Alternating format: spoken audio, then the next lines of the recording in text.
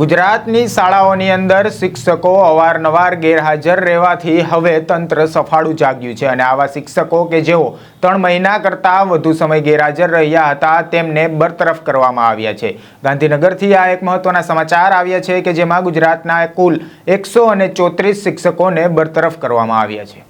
વૈષ્ણવજન તો તેને કહીએ જે પીડ પરાઈ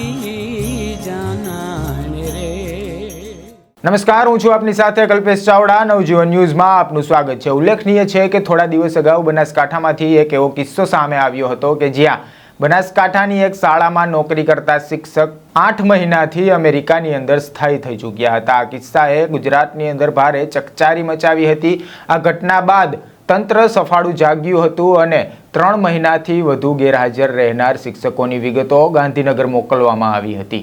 આ યાદીમાં 2019થી લઈને 2022 સુધી સતત જે શિક્ષકો ગેરહાજર રહ્યા હતા તેવા 134 શિક્ષકોને ગાંધીનગરથી બરતરફ કરવામાં આવ્યા છે। તેમને નોકરીમાંથી મુક્ત કરવામાં આવ્યા છે।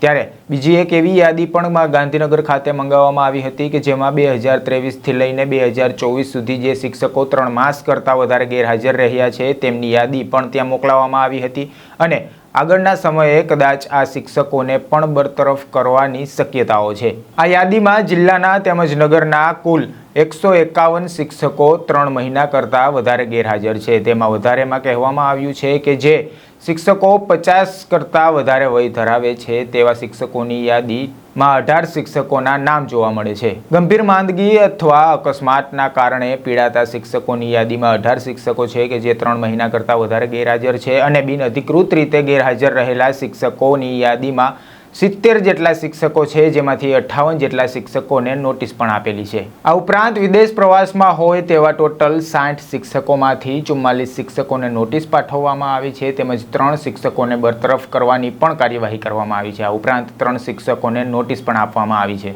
ઉપરાંત જે શિક્ષક પર પોલીસ ફરિયાદ થઈ હોય તેવા પણ 3 શિક્ષકોના નામ અહીં નોંધવામાં આવ્યા છે। હવે એક બાજુ જ્યારે ટેટ ટાટના ઉમેદવારો છે તે શિક્ષક બનવા માટે રાત દિવસ મહેનત કરી રહ્યા છે ત્યારે બીજી બાજુ આ શિક્ષકોને જેમને નોકરી મળી ગઈ છે તેઓ શિક્ષક તરીકે ફરજ બજાવે છે તેઓ આવી રીતે ફરજ ચૂક કરશે તો ગુજરાતની અંદર વિકાસ કઈ રીતે થશે। એક બાજુ જ્યારે શિક્ષક બનવા માટે ટેટ ટાટના ઉમેદવારો રાત દિવસ ગાંધીનગરમાં આંદોલન કરી રહ્યા છે ત્યારે બીજી બાજુથી જે હાલ શાળાઓમાં શિક્ષક તરીકે ફરજ બજાવે છે તેવા શિક્ષકોની લાલિયાવાડીને લીધે આ તંત્ર હવે સતર્ક બન્યું છે અને તેમને બરતરફ કરવાની ફરજ પૂરી પાડી રહ્યું છે। આ ઘટના બાદ હજી પણ શક્યતા છે કે હજી વધુ આ શિક્ષકોનો આંકડો વધી શકે છે। હજુ બરતરફ કરવાની તંત્રની જે સક્રિયતા છે તે વધી શકે છે। હાલ સુધી બસ એટલું। જો આ પ્રકારના સમાચારો અને અહેવાલો તમને પસંદ આવતા હોય તો નવજીવન ન્યૂઝની ચેનલને લાઇક, શેર અને ખાસ તો સબસ્ક્રાઇબ કરવાનું ભૂલશો નહીં। નમસ્કાર। વૈષ્ણવજન તો તેને કહીએ જે